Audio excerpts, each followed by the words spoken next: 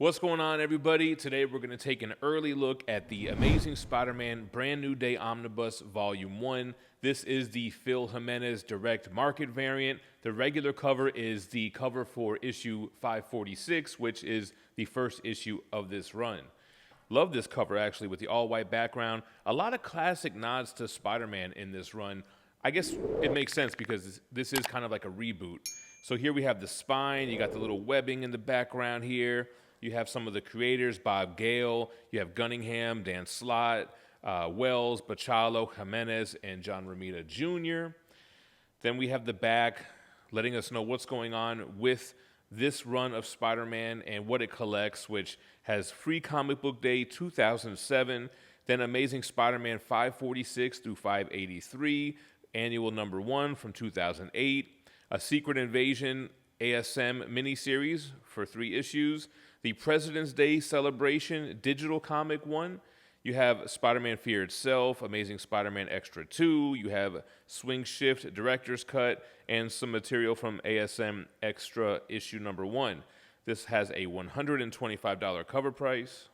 And as always, we have the inside of the dust jacket letting us know where we're at with Spider-Man, which we're going to talk a lot about while we're looking through the omnibus. But basically, this is post One More Day, and like I mentioned, it's essentially a Spider-Man reboot, changing the status quo. We have a biography on the creators. So Bob Gale actually wrote Back to the Future, all 3 movies, as well as some other movie scripts, but he was a big comic book fan and contributed to this omnibus. Then, of course, all the others like I mentioned. This would actually kick off Dan Slott's 10-year run on Spider-Man. The front of the hardcover has Peter Parker and Spider-Man fighting some of his villains. Same spine design. And then the same design that's on the back of the dust jacket here. You have what looks like John Romita Jr. artwork. All right, opening up to some red Spidey cover pages. Here we go, ASM, Brand New Day. Then you have your credits. New Status Quo. That's actually what the first story is called. Now, what's interesting about the table of contents, the synopsis on the back and on the inside of the dust jacket, none of that mentions New Ways to Die, which is one of my favorite storylines. First appearance of Anti-Venom, that is collected in here along with all the variants in the back, which we'll take a look at. Here is the Free Comic Book Day 2007 stuff. Pretty fun little breakdown of this new world that Spider-Man finds himself in. So basically, this is post-Civil War. During that run, Peter Parker unmasks himself in front of the entire world. Real quick, this is what I'm talking about like nods to like McFarlane's Spider-Man and, I don't know, giving you a lot of classic Spidey vibes. Anyway, the whole One More Day thing was a way to erase all of that stuff and start over with a clean slate, because he outed himself to the world. Everybody and their mother knew who Peter Parker was, and that just doesn't really work for Spider-Man comics. So we're in this world now where nobody knows who he is. The Avengers don't know who he is, and one of the big takeaways, one of the big things that fans didn't like from One More Day was the fact that they broke Peter Parker and Mary Jane's relationship up. That was the deal with Mephisto. Nobody would know who he was anymore, including Mary Jane. So in this run, they introduced this character, Jackpot, who has a striking resemblance to Mary Jane and even calls him Tiger. So that's kind of one of the little threads that are set up here. Look at the attention to detail on art here, man. Back in 2007, that was still a thing apparently. A lot of McFarlane-isms. So after the Free Comic Book Day stuff, here is ASM 546, the New Status Quo. And that is the cover for the regular dust jacket, which is great too. So kind of get, like I said, like a little reboot. Peter Parker is broke. He is back living with Aunt May, who now works in a soup kitchen owned by Mr. Lee, or Mr. Negative, who becomes the main antagonist throughout that run. Harry Osborn does not remember that he was once the Green Goblin. He does buy the Coffee Bean, which is their old hangout, and he is the proprietor of that. Here's Feast Project. A lot of this stuff was borrowed for the Insomniac Spider-Man video games. So you'll see, look, perfect timing. Mr. Negative's crew are those that you fight in that first game. There's Jay Jonah. Looks like he suffered from a mild heart attack there. So this is in that post-Civil War world where you still have to register as a superhero, and Spider-Man refuses to. Again, nobody, even the other heroes, know who he is, and he's not registered. Now, what's funny is that redhead hero, Jackpot, she is a registered superhero. So there's a lot of things that kind of make it feel like that's Mary Jane, but then there's reasons to not think that it's Mary Jane. Just kind of one of those threads during this run.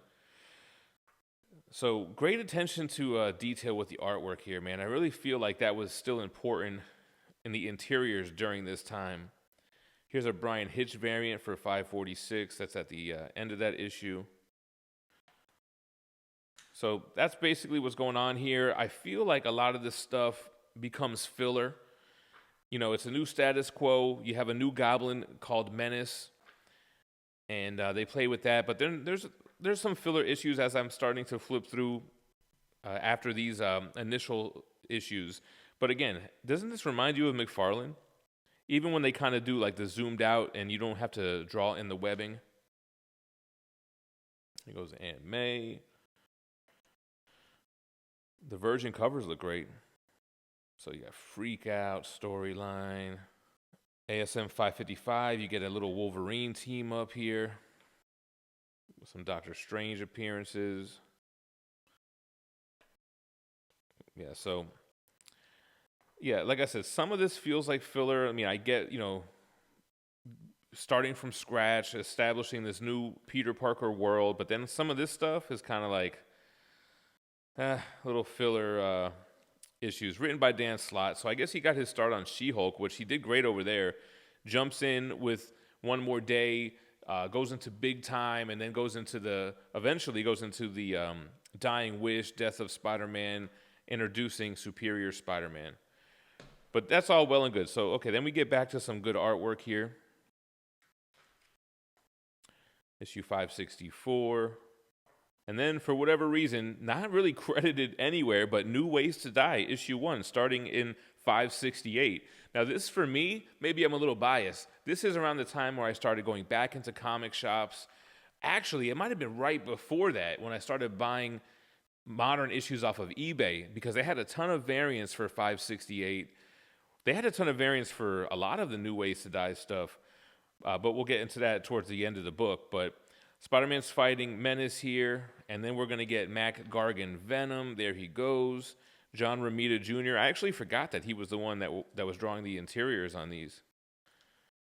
But the New Ways to Die storyline really is about Eddie Brock. So Eddie Brock has cancer. He no longer has the Venom symbiote. Mac Gargan has it. But when Mr. Lee, Mr. Negative, touches him, it interacts with his cells. His white blood cells still have some of the symbiote in it, and because Mr. Lee has that healing power, it cures his cancer, and it actually turns that black symbiote within him into the white anti-venom symbiote. So here's a cool little scene here. Now what's dope is we get Adi Granov interiors about Eddie Brock. This is him still with cancer, and then the venom symbiote talking to him in the reflection. You don't typically see Addy do interiors, so that's kind of a treat. So this is Eddie realizing that he's in remission. As we get into 569, here's more Venom. Eddie Brock, once again, he can't stop crying. He's so happy. And then when he's attacked by Mac Gargan, that's when the white symbiote starts to manifest, and then we get our first appearance of Eddie Brock as Anti-Venom. This video is brought to you by Bad Music, issue number 1. Following the battle at the Ninja Funk Dojo and the capture of BB, Bad Music retreats to their headquarters at the Nexus. With the love of Laser Wolf's life as irresistible bait, there's no doubt in Queen Bad's mind that her nemesis will come knocking, and she's ready for them. Will Laser Wolf, JPG McFly, and Wolfgang see the trap for what it is, or run headlong into disaster? Find out in Ninja Funk Bad Music number 1, hitting your LCS this October. Super cool, man. So happy to see this collected in omnibus format. I feel like there was a trade paperback collecting this that I had back in the day. So this kind of reminds me of a Todd McFarlane homage as well, man, with the symbiotes fighting each other. ASM 570. I want to say this was even used for a like second or third printing variant. Venom versus Anti-Venom fighting at Feast. Love this storyline, man. So that is collected here. More of the Goblin Menace. Then it's going to go back into more stuff, more revelations with Jackpot. What this omnibus also collects is 574, which brings Flash Thompson back into play, setting him up for the Agent Venom arc. So you have this kind of back and forth of telling, why Flash is a hero and how Spider-Man is a hero. So back showing Flash in the war, Spider-Man fighting against villains. And then the issue ends with showing the current state of Flash Thompson without legs. So this is him being introduced into this opportunity to wear the symbiote, which is recently taken from Mac Gargan. As we can see, he was back as Scorpion. Then we get a couple of Hammerhead filler issues.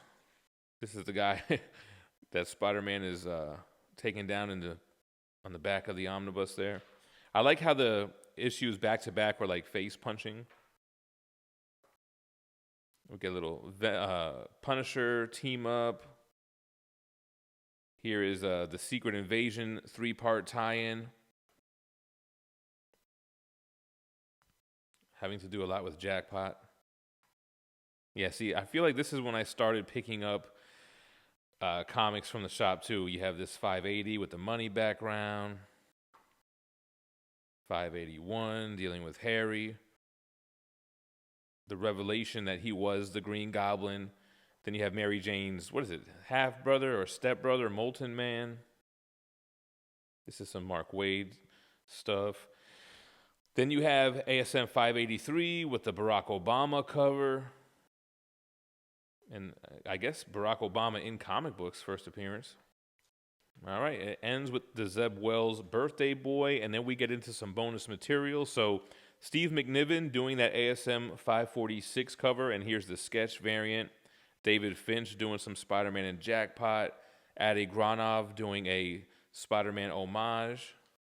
Shout out to Nick Barrucci, Dynamic Forces, John Romita Sr. cover. This is a Simone Bianchi variant, another John Romita. So here we get into the New Ways to Die variants that I love, man. So this was the Alex Ross cover, and then they had a negative Dynamic Forces cover. And I used to have all of these. This was one of my favorites, too, Adi Granov. And back then, I thought this was also Alex Ross, but just very similar look, being a painted portrait. Then you had the ASM 570, Luke Ross, Spider-Man variant. The Gorilla variant, I forget why that was even a thing. This one was a great one, too. John Romita Jr., villain variant. The Bullseye, one by David Finch. The Kevin Maguire Scorpion with the symbiote taking over.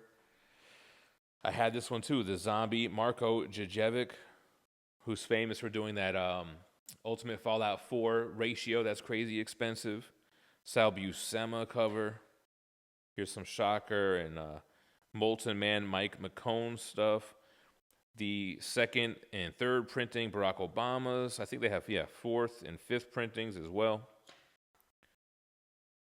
Here's some more Steve McNiven, Phil Jimenez, the Spider-Man Manifesto. So this is basically what is this run going to look like? What is the ongoing Spider-Man series going to look like for the foreseeable future? So this is kind of like the roadmap to that. And then the 2008 Bible basically lets you know everything you need to know in this new Spider-Man world. What are all the key players, or who are all the key players, and what are their roles? The Breaking with Mary Jane, so that's from One More Day. Supporting cast, Jackpot, Martin Lee, that's right. Kept calling him Mr. Lee. Here's the layout of the Coffee Bean, the Daily Bugle with his new logo. Starting lineups. Then we have some scripts.